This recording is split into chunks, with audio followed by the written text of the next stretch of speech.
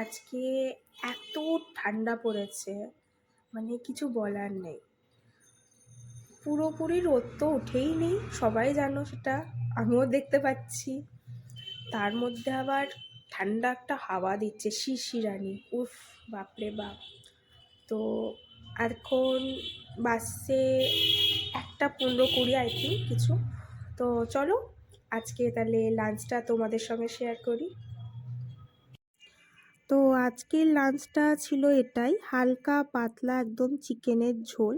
অবশ্যই স্পাইসি করে করেছিলাম, একটু পাতলা হলো তো কি হলো, শীতকালে ঝাল ঝাল চিকেন আর গরম গরম ভাত খুবই ভাল লাগে।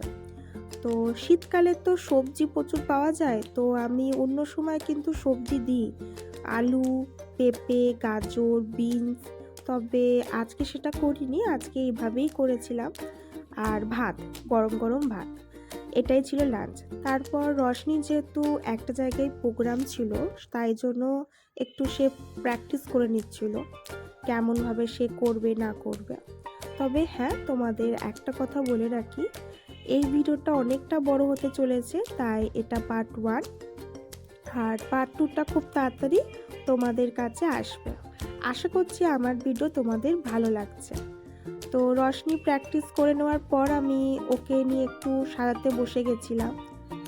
দেখতেই পাচ্ছ রশনি সাজছে, আর ও সাজতে যে কি ভালোবাসে বলবো, মানে কিছু বলার নেই।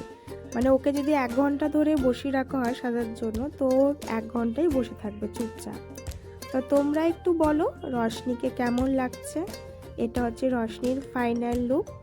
তো তো নাচতেও শুরু করে দিয়েছে ও, এতটাই মজা পেয়েছে। তো যাই হোক, শাড়িটা মা দিদিভাই মিলে পরিয়ে দিয়েছে, আর বাকি সবই আমি করে দিয়েছি।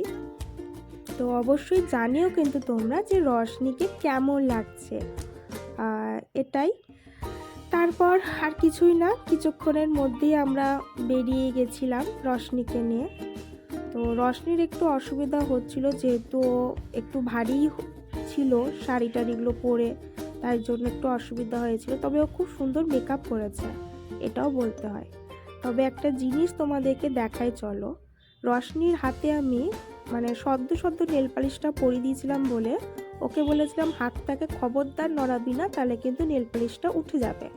তো হাতটাকে ওইভাবেই রেখে দিয়েছে। আর যেহেতু খুব ঠান্ডা পড়েছিল রবিবার, তাই জন্য ওকে পুরো মাফলার টাফলার জড়িয়ে রাখা হয়েছে। শীতকালে দুপুরবেলা বেড়াতে কিন্তু ভালোই লাগে। তাহলে চলো আজকের ব্লগটা এই পর্যন্তই, পার্ট 2 খুব তাড়াতাড়ি তোমাদের সামনে।